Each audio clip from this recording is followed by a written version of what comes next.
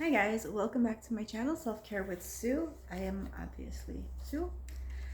I have another fragrance video for you today, and you'll be so happy to know that I opened it first, so you don't have to watch me fight with these packaging. So this is the Juliet Has a Gun Discovery Set.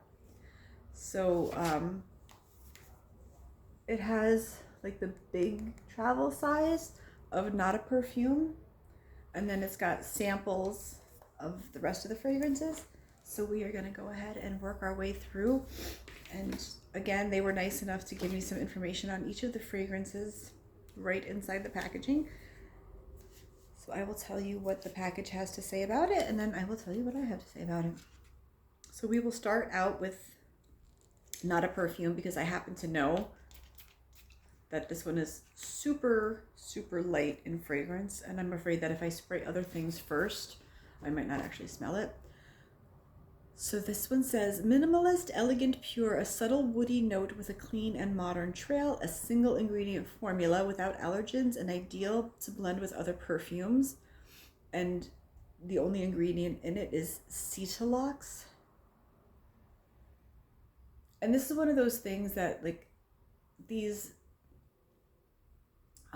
like fragrance chemicals, different people pick them up a little bit differently, and people say that, you know, they really merge with your own body chemistry, and who is wearing the fragrance changes the smell of it a lot. I haven't done any research into that, but that's, you know, the common thought about them in the fragrance groups and stuff. So some people can't smell them at all. Some people say, oh, you know, it smells like wood on me, it smells soapy on me, you know, stuff like that. So this one is just a really light, woody, slightly musky scent to me. And it is also gonna amplify other fragrances. This Cetalox ingredient will mix with other perfume oils and scents and sort of amplify perfumes a little bit. Like if you have something that doesn't perform the way you want it to, or something like that. Okay, so next up we have Magnolia Bliss. And I'll spray that a little further up my arm, because you know, why spray paper when you can just spray yourself 37 times and smell like the entire Sephora? So Magnolia Bliss is a refreshing and peaceful floral composition twisted with a delicious note of Mirabelle plum, the flower power spirit embodied in a fragrance. So the main ingredients are bergamot essence, magnolia essence, Mirabelle plum, ambroxan, and musk. Oh, that's so pretty. It's like juicy, sweet, a little bit floral, but the musk and the fruitiness keep the magnolia from being just super white floral and heavy. I really like that. It's really, I would say that there was peach in it if you didn't tell me there wasn't peach in it. There might be, but it might just be the plum smelling like a peach to me. So the next one we have is Lily Fantasy. These sprayers kind of spray wide, like they spray big. So I'm gonna run out of arm space a little quicker. Ooh, I like that one. Okay, Lily Fantasy is an extravagant cocktail of white flowers and ambery notes with a slightly gourmandy twist. A slight gourmand twist. I just made up some of those words there. That's not what this says. Okay, a slight gourmand twist. Get ready to immerse yourself into an irreverent world of voluptuosity and audacity. Ooh. Main ingredients are jasmine, tuberose, ambery, accord, and bubblegum. That's really pretty. I actually smelled the bubblegum. The white florals mix with the amber to make it surprisingly warm for a bubblegummy white floral fragrance, and it makes it a lot more wearable.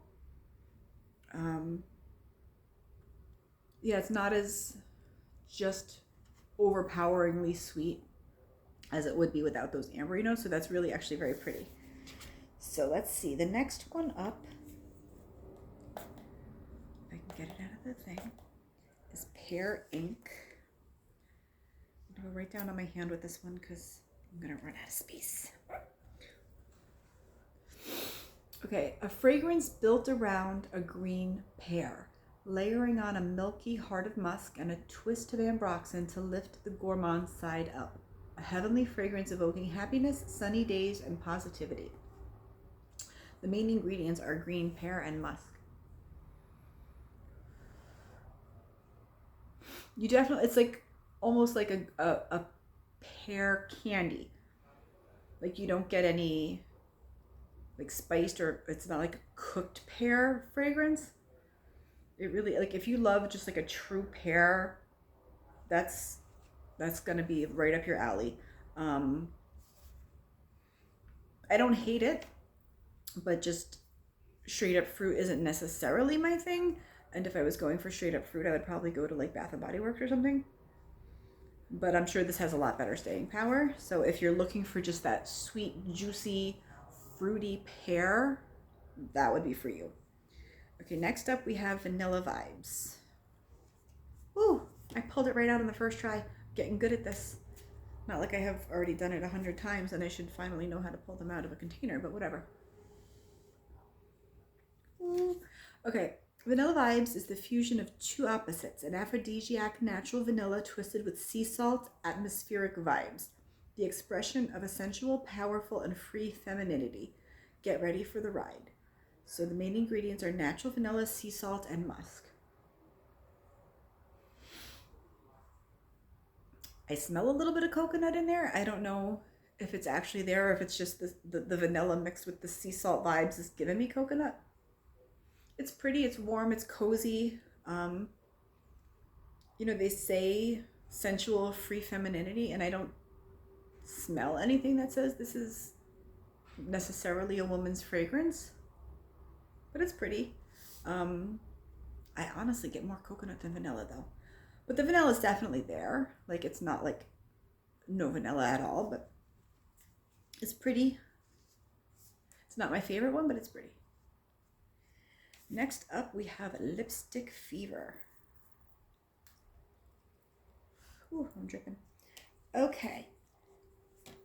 Lipstick Fever is a creation inspired by a trace of lipstick, embracing its creamy texture and its airs of iris and violet, notes of vanilla raspberry, and a hint of patchouli for a chic, elegant effect. A fragrance for femme fatale. Main ingredients are violet, raspberry, iris, and patchouli. Oh, that's really pretty. I like that one. You definitely get that sort of sweet, powdery, between the violet and the iris. They're both very powdery fragrances. But then with the patchouli, it doesn't get super sweet. It's not very floral. It definitely is lipsticky. You can smell the raspberry, but it's just, let me sniff it again. It's sweet, but it's not super juicy and it's not super tart like a raspberry can be. It's just that little hint of sweetness with that powdery floral. It's very pretty. Okay, and next up, where are we? We have M. Let's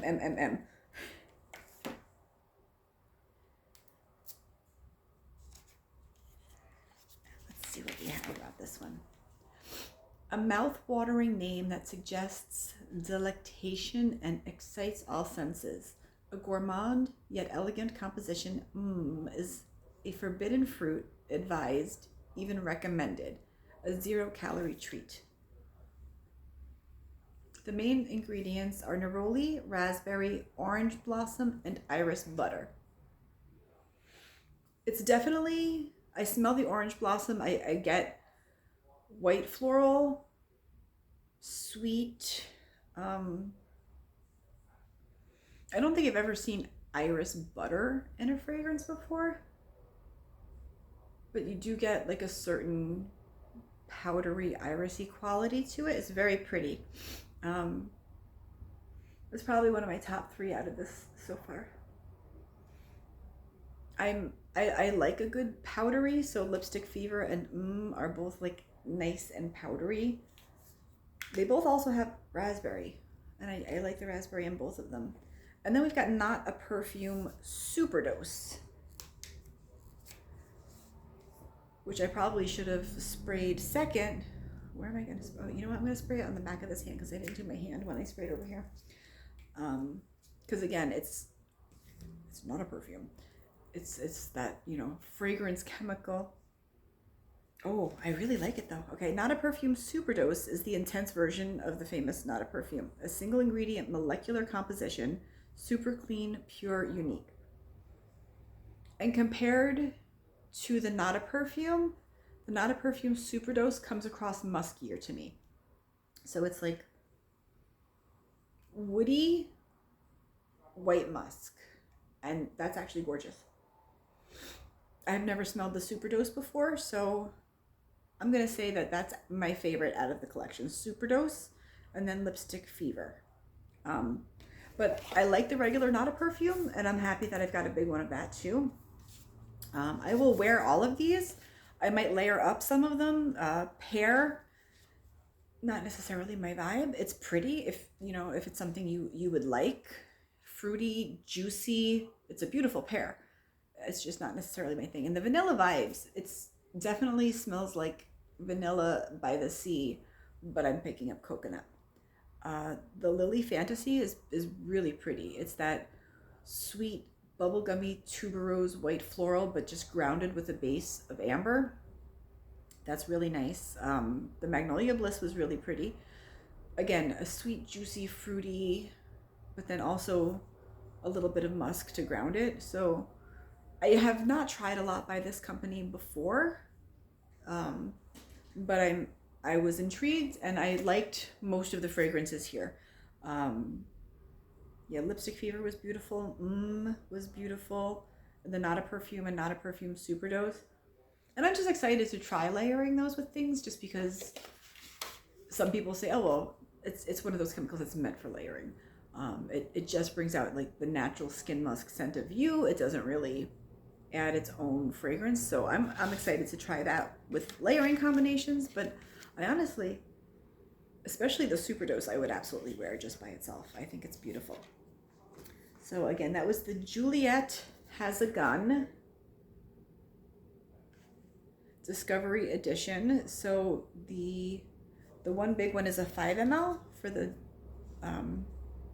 Not a Perfume, and then the rest were 1.7 ml. And then it comes with a whole informational thing on the back. So I think this is just a really good set.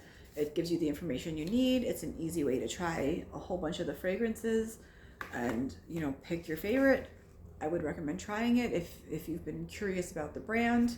This is a great way to test them out. So I hope you enjoyed this video.